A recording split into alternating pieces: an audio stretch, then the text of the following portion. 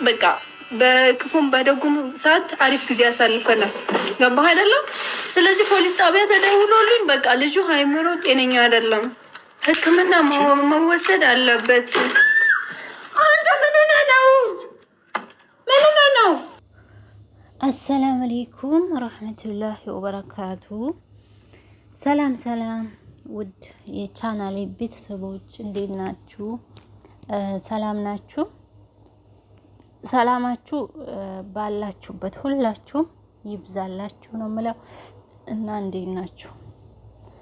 በተረፈ እኔ ሰላም ነኝ እና ውዶቼ ላይክ እያረጋችሁ ሰብስክራይብ እያረጋችሁ አበረታቱኝ ነው የምላችሁ።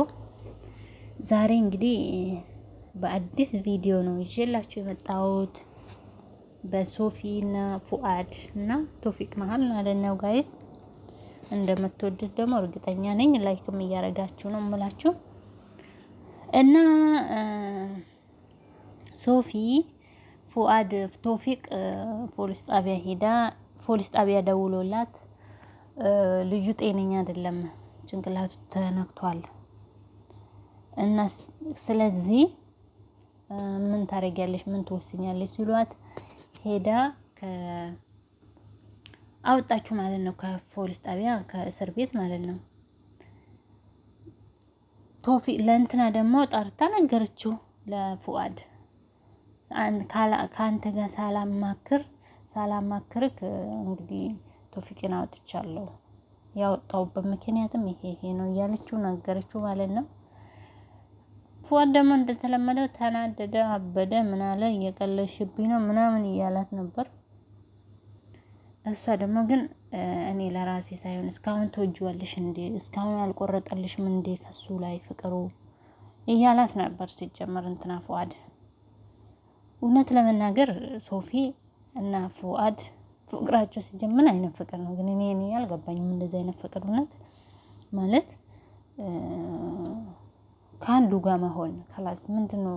ሙስሊም ሴት አይደለች ያኔ እውነት ወንድ አንዱን ቁርጡን ነግራ ከህይወቷ ላይ ማራቅ ምንም ብዙ ነገር አብረው ቢያሳልፉ ቶፊቅ ብዙ ነገርም ባለፈውም አጥጥቷት ልክ አብረው እንዳደሩ ነገር አርግቶ ቀርጾ ለእንትና ሲልክላት ሲደውልላት ነበር። አሁን ደግሞ ሄዳ እንደዛ ካረገ በኋላ ሄዳ እስር ቤት አወጣችው። አሁንም እሱ ሲመጣ ቤት ውስጥ አገኘው። እንግዲህ ምን ይሰማዋል ይሄ ልጅ ፉአድ ማለት ነው? ምን ይሰማዋል? ከባድ ነው።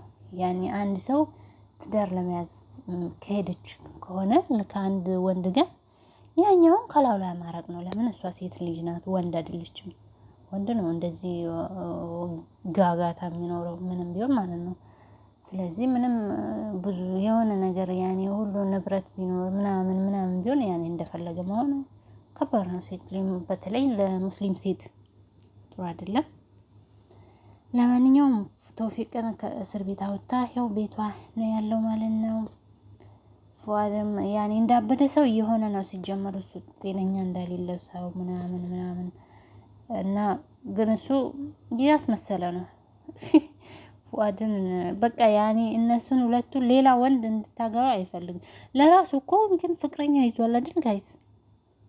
እስቲ ንገሩኝ፣ እውነት ለራሱ ፍቅረኛ ይዟል። ለምን? እኔ ብዙ የእነሱን ቪዲዮ አዲስ ነው የመጣልኝ፣ አልከታተላቸውም ታውቃላችሁ።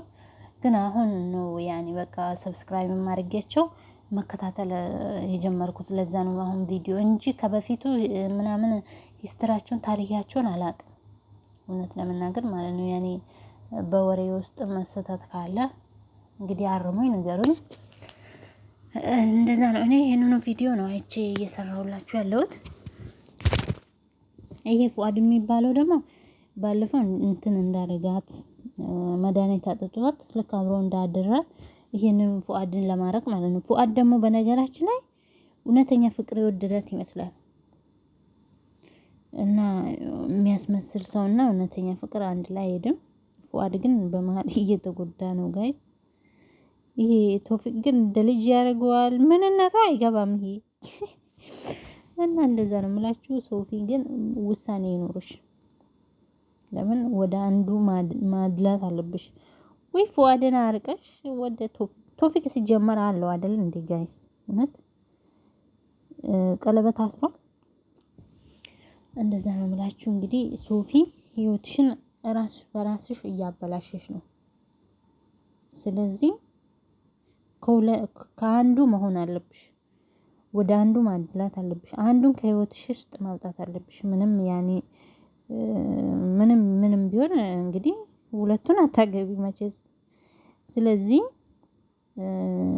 ፉአድ የምትይዥ ከሆነ ቶፊቅ ላይ ደግሞ ማራቅ እና እሱንም ማስጠንቀቂያ መስጠት እንደዚህ አይነት ነገር ያኔ ጥሩ አይደለም ባለፈውን አበባ ምናምን